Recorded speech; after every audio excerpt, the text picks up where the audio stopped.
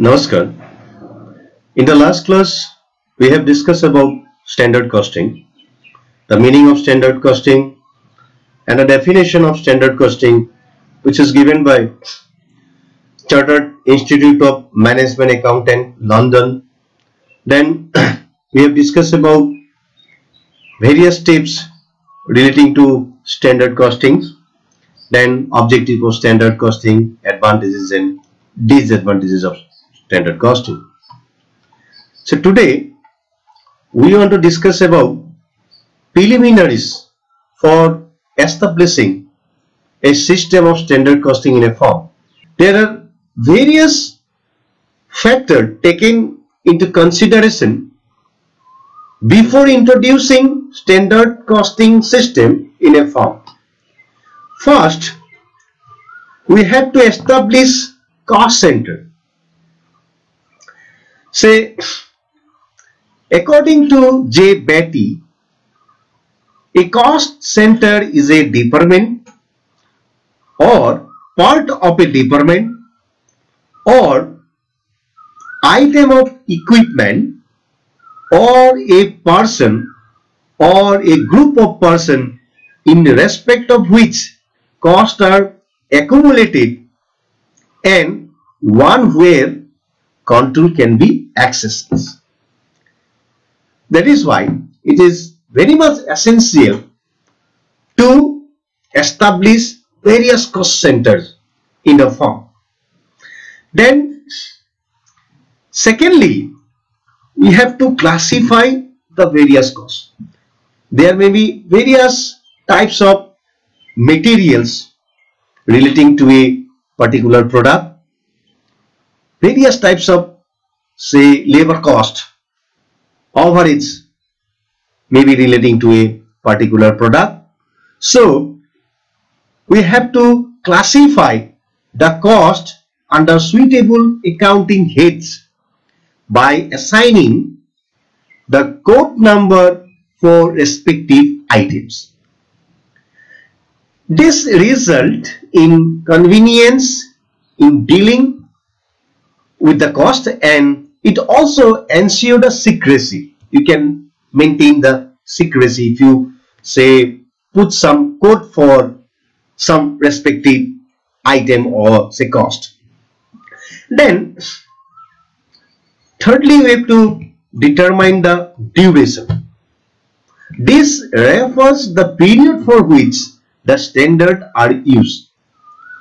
It may be for long period, for more than, say, 2 years, 3 years, 5 years, or it may be for short periods, say for 1 year or 6 months, like that. Then after that, we have to determine the capacity. It is very much essential to determine the capacity to fix the standard relating to overheads. There may be fixed overheads and there may be variable overheads. So it is essential to fix the capacity of the equipments that under this capacity the overhead cost will be this much. Then we have to classify the standards. There are different types of standards. Basically, we can classify standards into 4 heads: current standard, basic standard, normal standard, and historical standard. Now, what is current standard? So current standard is the standard which is established for the use over a short period of time, and it is related to the current condition. That is why it is known as current standard. Normally, the period for current standard is 1 year. It is presumed that the conditions of production will remain unchanged for that period and the performance should be attained. Again, the current standard may be 2 types: ideal standard and expected standard. Now, ideal standard is that standard which represents a high level of efficiency. It is a theoretical standard. which cannot be attained in practical. It can be attained under the most favorable or ideal condition. Therefore, this standard has some limitations. It shows very high degree of variances, and it also affects the morale of the workers. Then expected standard. This standard is based on the expected condition. Generally, these types of standards is known as budgeted standard.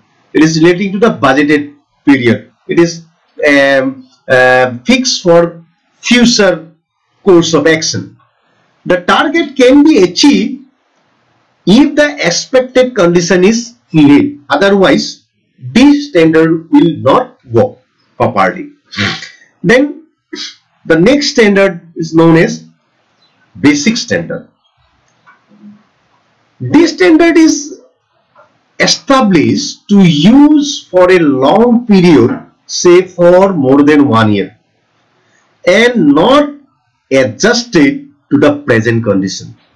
Under this system, a base year is taken into account to make a proper comparison like index number. Then normal standard. This is an average standard and considered to be the good enough for future period of time, preferably to cover a trade circle, say for 5 years or more. This standard does not require any frequent adjustment and advantageous for long-term planning and decision making. Then historical standard. There is another standard which is known as historical standard. This is also average standard, but this standard is based on the past cost, historical cost. It is not very widely used, but it may be helpful for the firm at the initial stage of the standard costing. Then after classifying various standards, next step, organizing committee for standard costing. The success of standard costing system will depend upon the accuracy in the setting of standards. This is based on the coordination of various departments. So one department cannot fix a standard. The cost accountant himself cannot fix a standard. So you need corporations of different departments. Therefore, standard setting committee is to be organized, which includes production manager, sales manager, personnel manager, chief engineer, and a cost accountant. The committee may revise the standard on the basis of the changes in the circumstances.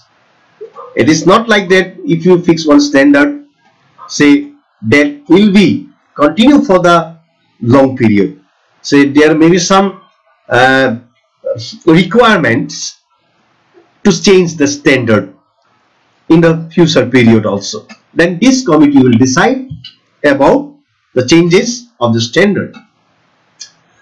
Then setting up an establishment of standard. Generally, there are three main heads of standard cost.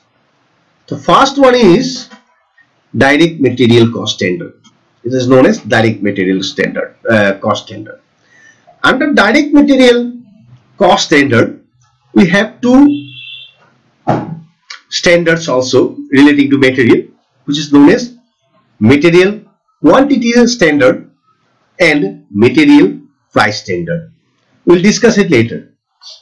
Then another standard established, which is relating to the direct labor, which is known as direct labor cost standard. Again, we have two labor cost standard. First one is known as standard labor time, and second one is known as standard labor rate. Then finally, we have to fix standard for overheads. Again, in the case of overhead cost standard, we have variable overhead standard and fixed overhead standard. The standard for direct material, direct labor and overhead expenses should be fixed in such a way it may be used as a tool for cost control. Thank you.